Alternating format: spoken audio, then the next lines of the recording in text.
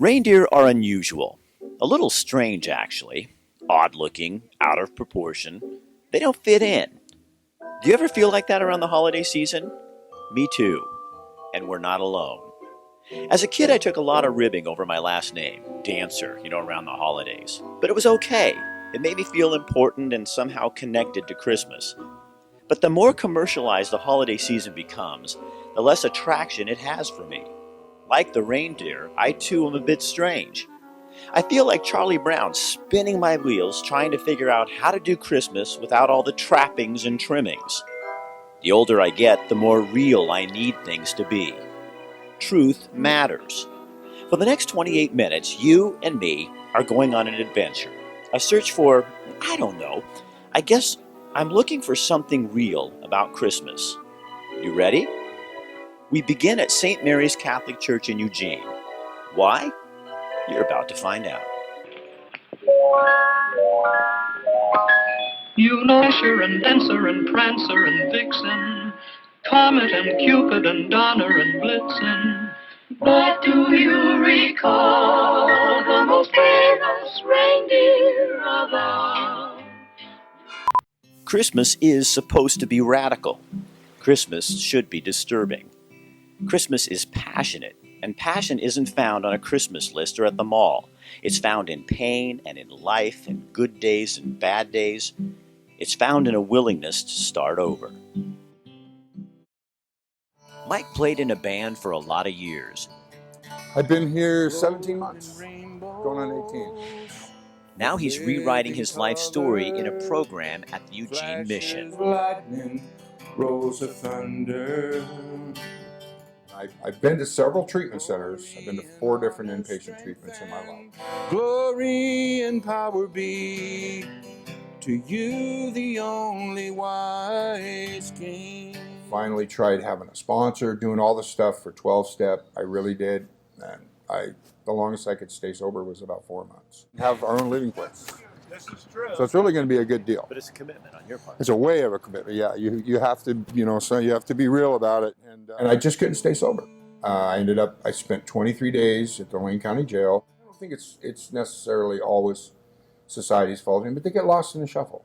Some guys go off and don't want to be, for whatever reason. Maybe there's been abuse, maybe there's mental illness.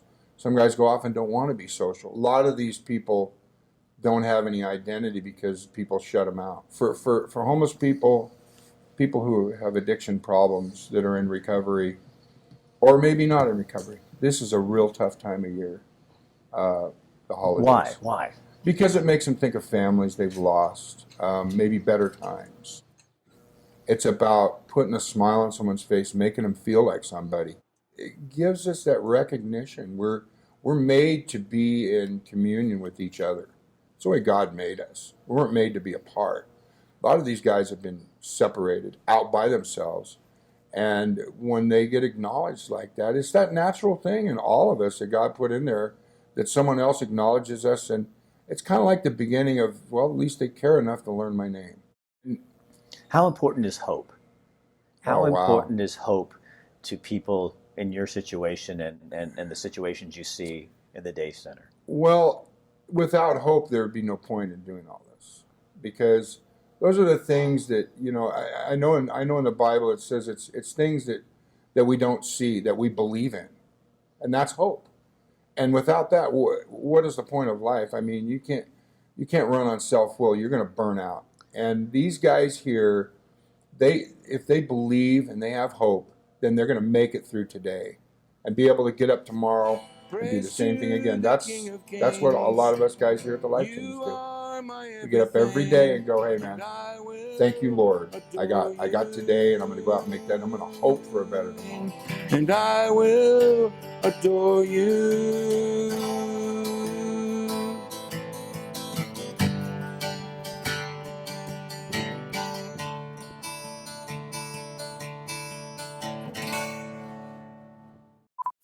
But come on, Rick, celebrations are not all about seriousness and introspection. They're about community and a willingness to stop and participate in what's going on around you.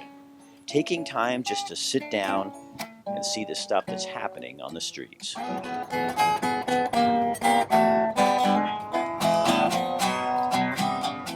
they call me back to Santa.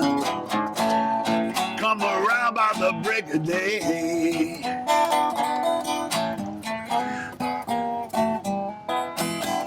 Call me back to Santa.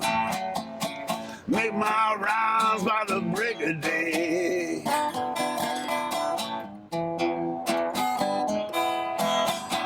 Keep all the little girls happy when their boys are out to play.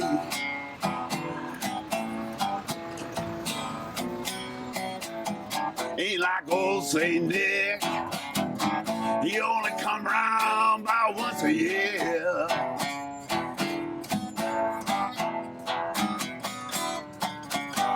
Ain't like old Saint Nick, he only come around but once a year.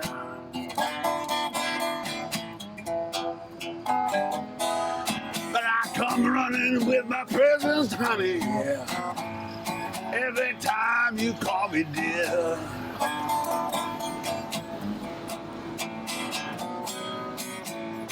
Keep some change in my pocket in case the children are home. I get my $20 bill so we can be alone.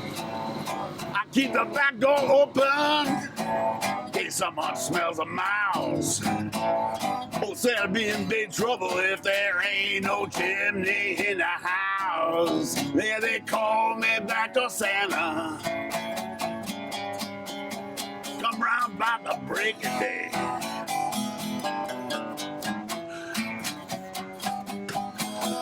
Keep all the little girls happy while their boys are out to play.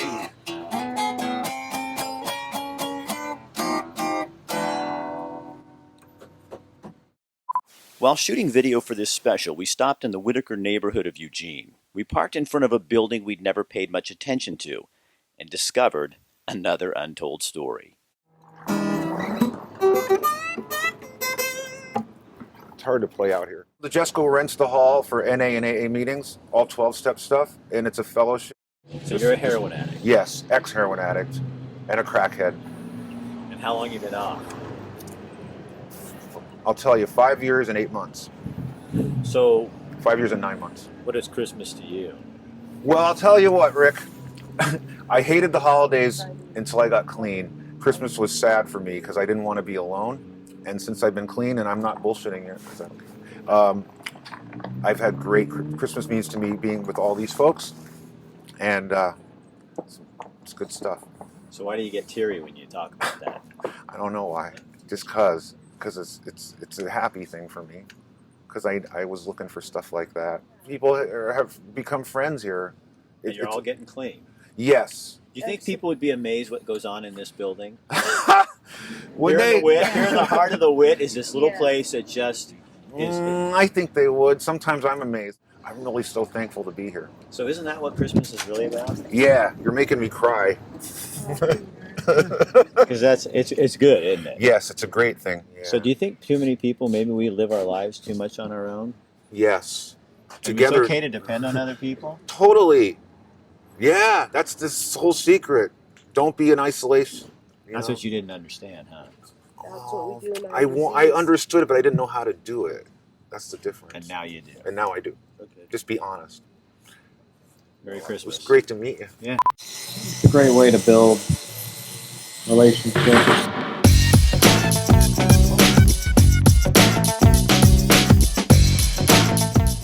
If you're looking for a barber who understands the art of cutting hair, Francesco Michelli is the man. This guy really knows what he's doing.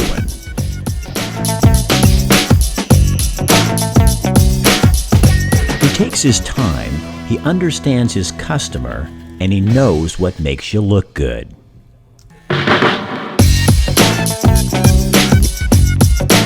They even do the little extras, like a straight razor shave to get those little hairs off of all those places. Yep, even the top of ears. I'm telling you, if you want a good haircut, somebody who knows what they're doing, a true artist, go to my barber. Fresh cut. Francesco Michelli. He's the man. 541-357-6903. My name is Antonio Vargas. I am from Lima, Peru. I came out here to follow my dreams, to be someone in life and contribute to society. Things like this when we do community services too for people, like giving them out free food or whatever. I really love about that kind of stuff from McDonald's. Voila! Want some breakfast on the house, guys? Biscuits and McGriddles all day?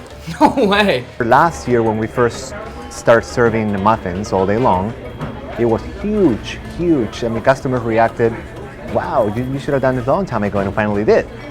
And now with the McGriddles, heck yeah! And the biscuits, oh man, all day long, they come in and just, biscuit, McGriddle, McGriddle, McGriddle, please, please, please. Barbers like McGriddles and biscuits all day, sure. So I continue my growth by working hard, learning the business, going to classes, developing myself, developing my people, and that's where I am today.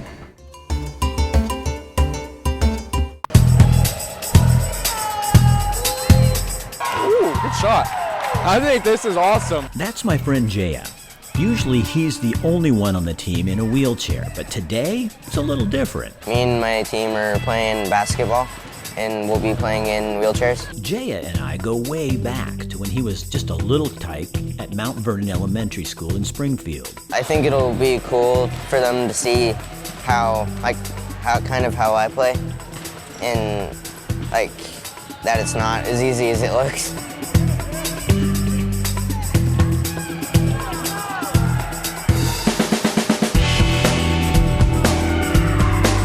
This gives kids a perspective of what people that are in wheelchair sports have to do. Just think what that must feel like. For the first time in his life, everybody else is in the same position with him, and he's the expert. For his family on the sidelines, this is a good day. You know, maybe they'll remember this in college or their adult lives and say, hey, I played basketball with a kid in a wheelchair. It's really no big deal. They're just like everyone else. So I hope that they remember this and, can accept other people. Jaya really is an amazing kid. He doesn't want to be treated differently. He just wants to be Jaya.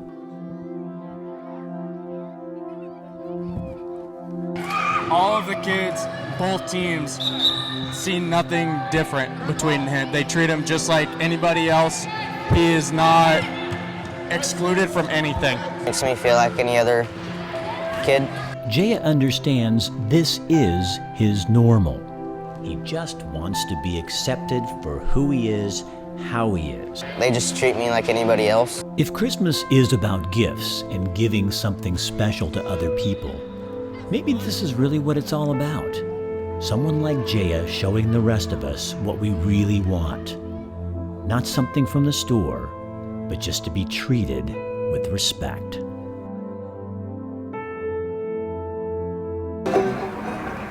Millennials. Lazy, spoiled, entitled, irresponsible. But are we? It's funny though, because that's the same things that were being said about our parents when they were our age. I just don't buy it. All I hear in the media is that the world's going to hell. I want to feel like my voice matters. I want to feel like I have a place in this world. I want to hear about the good things that are happening in the world. So let's talk about all this real stuff. Let's have these conversations. I mean, why not?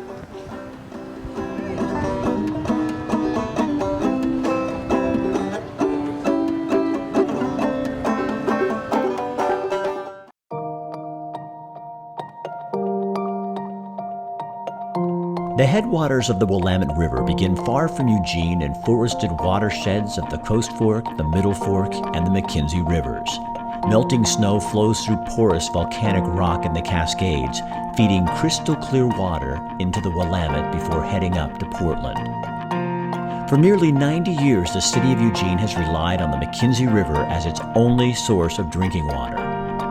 Other cities in the valley draw their drinking water from the Willamette River. After years of careful planning for the future, EWEB will join Corvallis, Wilsonville, and other communities by tapping into this high-quality water source.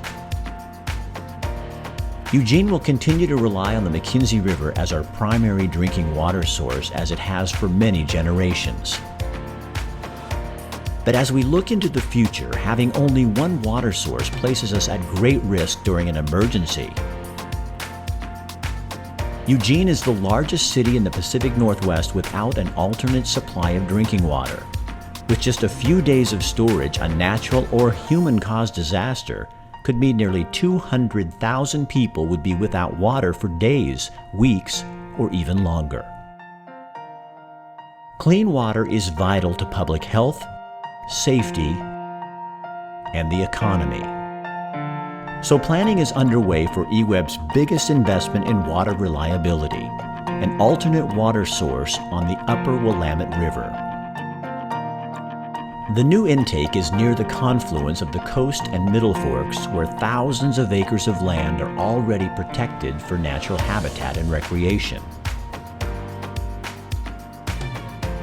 Groups like the Nature Conservancy, Friends of Buford Park, and Lane County are working to restore the confluence area, making this an ideal spot to draw drinking water from the Willamette.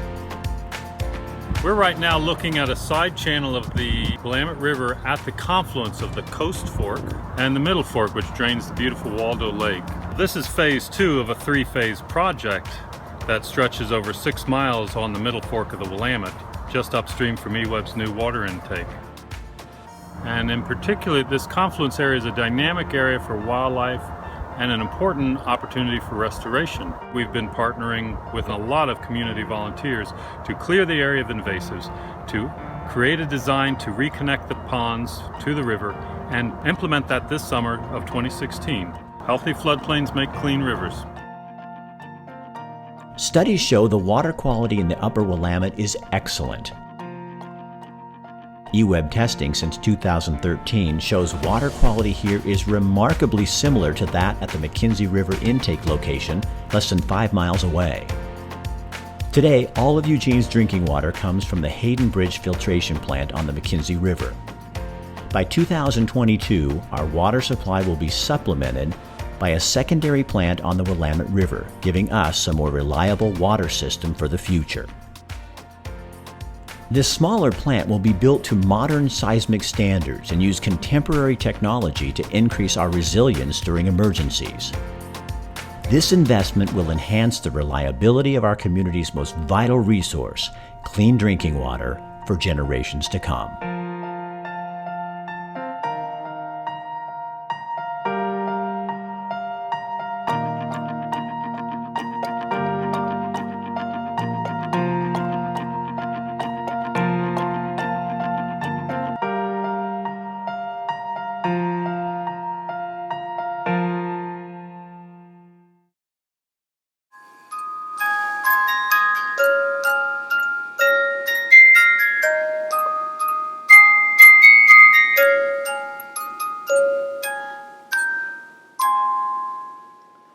It's easy to forget the meaning behind the tradition.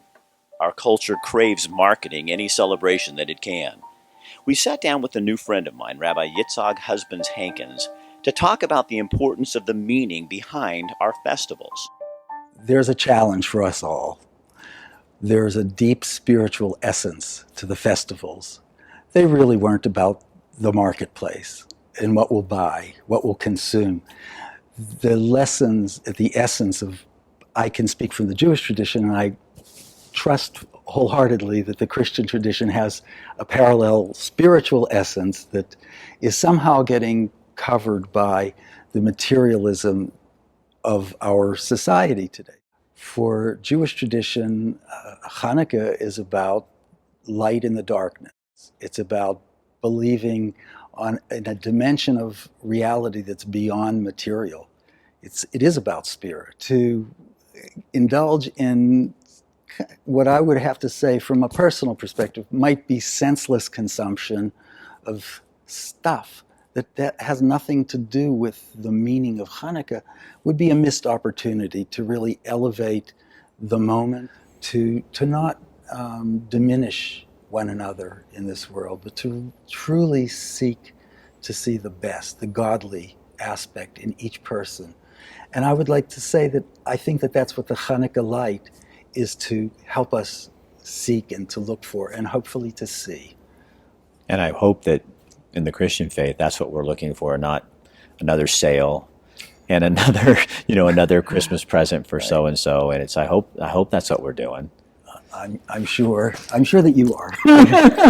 It's a real pleasure to spend some Rabbi, time thank with you so much for sharing it's a this with us. delight to spend time with you. Yeah. Truly. Credibility is huge. I mean, it's you put the facts together and you tell the story, the complete picture, then that builds your credibility. Trust is key, because if they don't trust what it is that you're doing every single week, then they're not going to subscribe to the paper. They're not going to buy the paper. They're going to look for other sources to find the news that they want. The best way to stay informed is pick up the paper, and if it's not in the paper, let us know that it's not in the paper so we can go find who we need to get that story. It is about them. It's about the community. That's what the paper is. It's the community paper for Cottage Grove.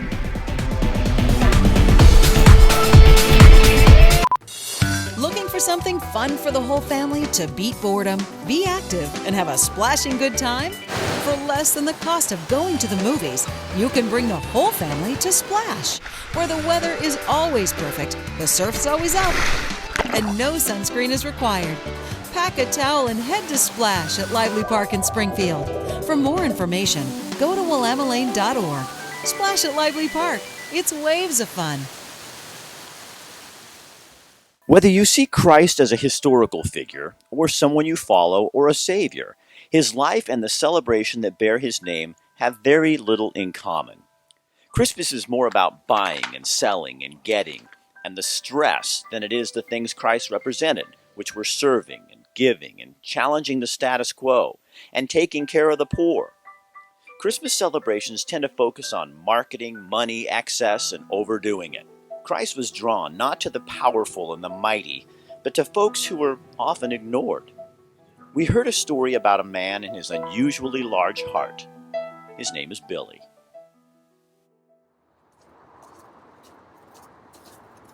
So you must be Billy. Yeah. Hey, Billy. How you doing? No, thanks for meeting me. I appreciate it. So tell me what happened when you met these people. It was Well, right here, right? Yeah, I was right over here on the other side of the bushes here. I was sitting on the table, and they were out here just laying in the grass sleeping. And when they woke up, they came over and asked me if I knew where to find any blankets or anything, because they were cold and all their stuff got stolen.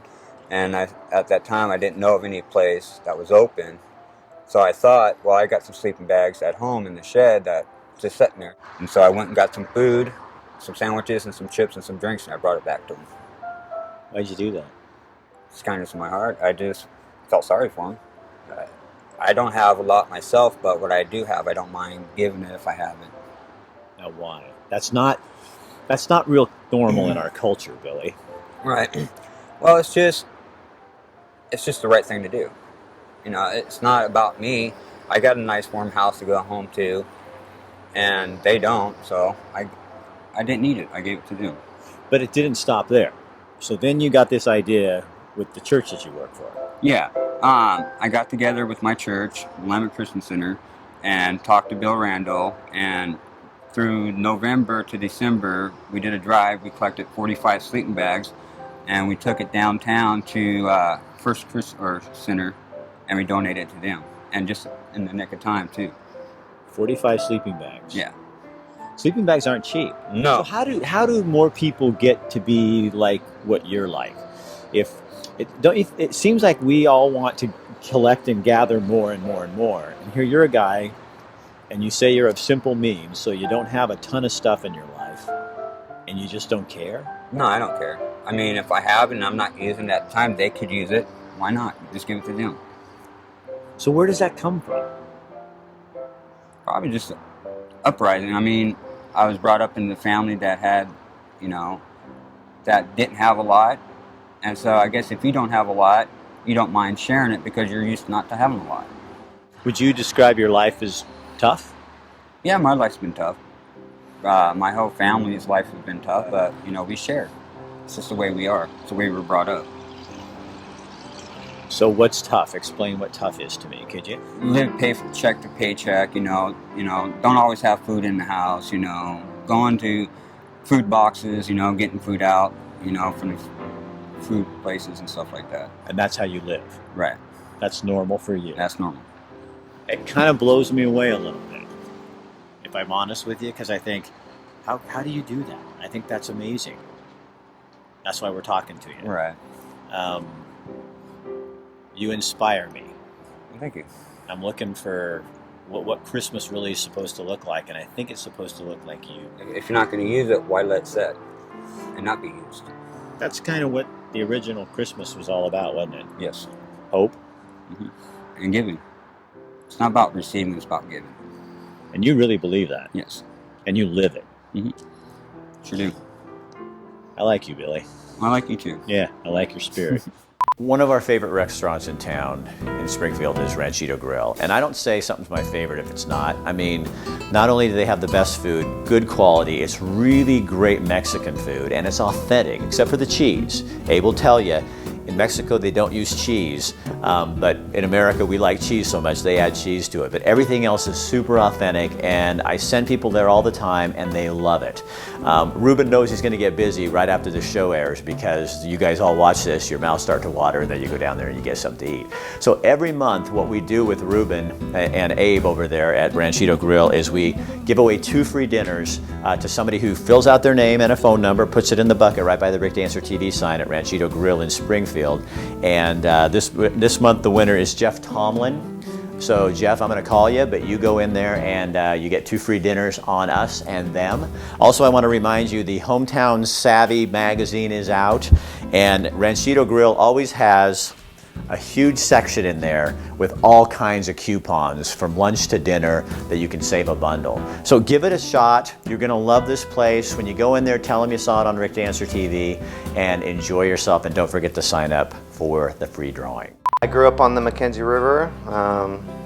You know, I've always kind of liked taking pictures, and the drone just kind of really opened that up for me. And I run a page, Mackenzie River Drone Photography, on Facebook, and share all my stuff on there, and it's been pretty exciting. I think it's just a different perspective on everything. You know, people don't usually see things from the bird's eye.